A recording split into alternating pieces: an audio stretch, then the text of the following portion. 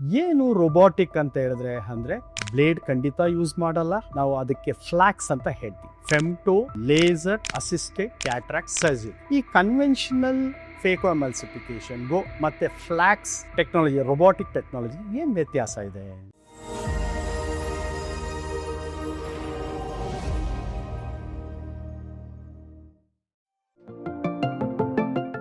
ನಮಸ್ಕಾರ, ನಾನು doctor GK. Venkatesh, ಹಿರಿಯ ನೇತ್ರ ತಜ್ಞ, ನಾರಾಯಣ್ ನೇತ್ರಾಲಯ, ರಾಜಾಜಿನಗರ, ಬೆಂಗಳೂರು.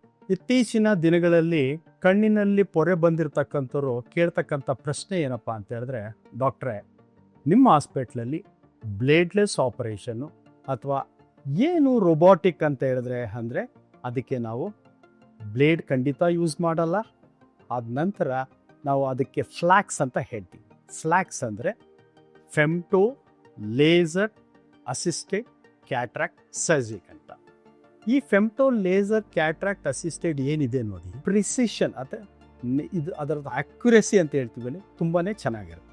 ಮೊದಲನೇದಾಗಿ ಫ್ಲಾಕ್ಸ್ ಬಗ್ಗೆ ತಿಳ್ಕೊಬೇಕಾದ್ರೆ ಸಾಧಾರಣವಾಗಿ ಮುಂಚಿತವಾಗಿ ನಾವು ಕನ್ವೆನ್ಷನಲ್ ಫೇಕೋಎಮಲ್ಸಿಫಿಕೇಶನ್ ಅಂತ ಮಾಡ್ತೀವಿ. ಅದ್ರ ಬಗ್ಗೆ ನಾನು ಕೆಲವು ಪಾಯಿಂಟ್ಸನ್ನು ಹೇಳಕ್ಕೆ ಇಷ್ಟಪಡ್ತೀನಿ. ಈ ಕನ್ವೆನ್ಷನಲ್ ಫೇಕೋಎಮಲ್ಸಿಫಿಕೇಶನ್ಗೂ ಮತ್ತು ಫ್ಲಾಕ್ಸ್ ಟೆಕ್ನಾಲಜಿ, ರೊಬೋಟಿಕ್ ಟೆಕ್ನಾಲಜಿ ಏನು ವ್ಯತ್ಯಾಸ ಇದೆ? ನಂಬರ್ 1, ಕನ್ವೆನ್ಷನಲ್ ಬರೋಣ. ಕನ್ವೆನ್ಷನಲ್ ಅಂತಿದ್ರೆ ಅದರಲ್ಲಿ ಮೊದಲನೇದಾಗಿ ನಾವು ಒಂದು ವಿಶೇಷವಾದಂಥ ಬ್ಲೇಡ್ ಇದೆ. ಆ ಬ್ಲೇಡ್ನಲ್ಲಿ ಏನು ಮಾಡ್ತೀವಿ, ಒಂದು 3 ಕಡೆ ಸ್ಮಾಲ್ ಕಟ್ ಮಾಡ್ತೀವಿ, 2ರಿಂದ 3 ಕಡೆ ಮಾಡ್ತೀವಿ. ಇದು ಕಾರ್ನಿಯಾ, ಕರಿಗುಡ್ಡೆ ಮೇಲಿರ್ತಕ್ಕಂಥದ್ದು ಕಟ್ ಮಾಡ್ತೀವಿ. ಎರಡನೇದಾಗಿ ಆ ಮಧ್ಯದಲ್ಲಿರ್ತಕ್ಕಂಥ ಪೊರೆ ಅಂಶ ಏನಿದೆ ನೋಡಿ, ಆ ಮೇಲ್ಗಡೆ ಇರ್ತಕ್ಕಂಥ ಪರ್ದೆ ಇದೆ ನೋಡಿ, ಅದರಲ್ಲಿ 5 ಮಿಲಿಮೀಟರ್ ಅಷ್ಟು ವೃತ್ತಾಕಾರಿ ಅಂದರೆ ರೌಂಡಲ್ಲಿರ್ತಕ್ಕಂಥದ್ದನ್ನು ನಾವು ಅದನ್ನು ತೆಗೆದುಬಿಡ್ತೀವಿ.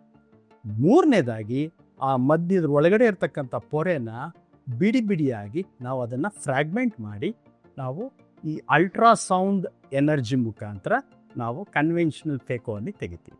ಇದು ಕನ್ವೆನ್ಷನಲ್ ಫೇಕೋಎಮಲ್ಸಿಫಿಕೇಶನ್. ಈಗ ಫ್ಲಾಕ್ಸ್ ವಿಷಯ ಏನಪ್ಪ ಅಂತ ಹೇಳಿದ್ರೆ, ಈ ಫ್ಲಾಕ್ಸ್ ಸರ್ಜರಿಯಲ್ಲಿ ಈ 3 ಅಂಶನೂ ನಮ್ಮ ಲೇಸರ್ ಮಿಷಿನೇ ಮಾಡುತ್ತೆ. ಅಂದರೆ ಸ್ಮಾಲ್ ಕಟ್ ಮಾಡೋದಾಗಲಿ, ಓಪನಿಂಗ್ ಮಾಡೋದಾಗಲಿ ಮತ್ತು ಪೊರೆಯನ್ನು ನೀಟಾಗಿ ತೆಗೆಯೋದಾಗಲಿ ಈ ನಮ್ಮ ಮಿಷಿನೇ ಮಾಡ್ತದೆ. ಇದರ ಮತ್ತೆ ವಿಶೇಷವಾದಂಥ ಏನಪ್ಪ ಇದರ ಫೀಚರ್ಸ್ ಏನಪ್ಪ ಅಂತ ಹೇಳಿದ್ರೆ, ಇದರಲ್ಲಿ ಅಕ್ಯುರೆಸಿ ಇದೆ, ಸ್ಥಿರತೆ ಇದೆ, ಅಂದರೆ ಸ್ಟೆಬಿಲಿಟಿ ಇದೆ, ಮತ್ತು ಬ್ಲೇಡನ್ನು ಖಂಡಿತವಾಗೂ ನಾವು ಇಲ್ಲಿ ಯೂಸ್ ಮಾಡಲ್ಲ. ಇದ್ರ ಜೊತೆಗೆ ಕಣ್ಣಿನ ಏಕ್ವಿಯಸ್ ಅಂತ ಏನೋ ಒಂದು ದ್ರವ ಇದೆ ನೋಡಿ, ಅದು ಹೊರಗಡೆ ಲೀಕ್ ಆಗಲ್ಲ.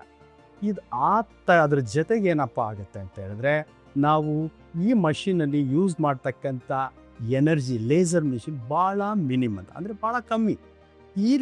ಇದರಿಂದ ಏನು ಅಡ್ವಾಂಟೇಜ್ ಏನಾಗುತ್ತೆ ಅಂತ ಹೇಳಿದ್ರೆ, ನಾವು ಲೇಸರ್ ಯೂಸ್ ಮಾಡಿದಾಗ ಕಣ್ಣಿನ ಮೇಲ್ಭಾಗದಲ್ಲಿ ಆ ಕಾರ್ನಿಯಾ ಅಂತ ಇದೆ ನೋಡಿ, ಅದರಲ್ಲಿ ಒಳಭಾಗದಲ್ಲಿ ಒಂದು ಸಣ್ಣ ಪರದೆ ಇರ್ತದೆ, ಅಂದರೆ ಎಂಡೋಥೀಲಿಯಂ ಅಂತ. ಯಾವಾಗ ಎನರ್ಜಿನ ನಾವು ಜಾಸ್ತಿ ಯೂಸ್ ಮಾಡಲ್ವೋ ಆವಾಗ ಆ ಎಂಡೋಥೀಲಿಯಲ್ಗೆ ಡ್ಯಾಮೇಜು ಭಾಳ ಕಮ್ಮಿ. ಇದ್ರ ಜೊತೆಗೆ ಕಾರ್ನಿಯಾ ಊತ ಸಹಿತ ಕಮ್ಮಿ ಇರ್ತದೆ. ಇದು ಆದ ನಂತರ ಪೇಷಂಟ್ಸ್ಗಳಿಗೆ ರಿಹ್ಯಾಬಿಲಿಟೇಷನ್ ಅಂದರೆ ಬೇಗನೆ ಚೇತರಿಕೆ ಆಗ್ತದೆ. ಕೆಲವೊಮ್ಮೆ ಹಾರ್ಡ್ ಕ್ಯಾಟ್ರಾಕ್ಟ್ ಅಂತ, ಅಂದರೆ ಕಠಿಣವಾದಂಥ ಕ್ಯಾಟ್ರಾಕ್ಟು, ಆ ಕ್ಯಾಟ್ರಾಕ್ಟ್ ಇರ್ಬೋದು, ಮತ್ತು ಜಟಿಲವಾಗಿರ್ತಕ್ಕಂಥ ಕ್ಯಾಟ್ರಾಕ್ಟ್ ಅಂದರೆ ಕಾಂಪ್ಲಿಕೇಟೆಡ್ ಕ್ಯಾಟ್ರಾಕ್ಟ್ ಅಂತ ಇದೆ. ಈ ಕ್ಯಾಟ್ರಾಕ್ಟನ್ನು ಈ ಮಷಿನ್ ಮುಖಾಂತರ, ರೊಬೋಟಿಕ್ ಅಥವಾ ಫ್ಲಾಕ್ಸ್ ಮುಖಾಂತರ ಮಾಡೋದ್ರಿಂದ ಅಕ್ಕಪಕ್ಕ ಇರತಕ್ಕಂಥ ನಮ್ಮ ಕಣ್ಣಿನ ಸ್ಟ್ರಕ್ಚರ್ಸ್ಗಳಿಗೆ ಯಾವುದೇ ರೀತಿಯಾದಂಥ ತೊಂದರೆಗಳು ಆಗೋದು ಭಾಳ ಕಮ್ಮಿ. ನಿಮಗೇನಾದರೂ ಕಣ್ಣಿನಲ್ಲಿ ಪೊರೆ ಇದ್ದಲ್ಲಿ ಹತ್ತಿರದ ನೇತ್ರ ತಜ್ಞರನ್ನು ಸಂಪರ್ಕಿಸಿ.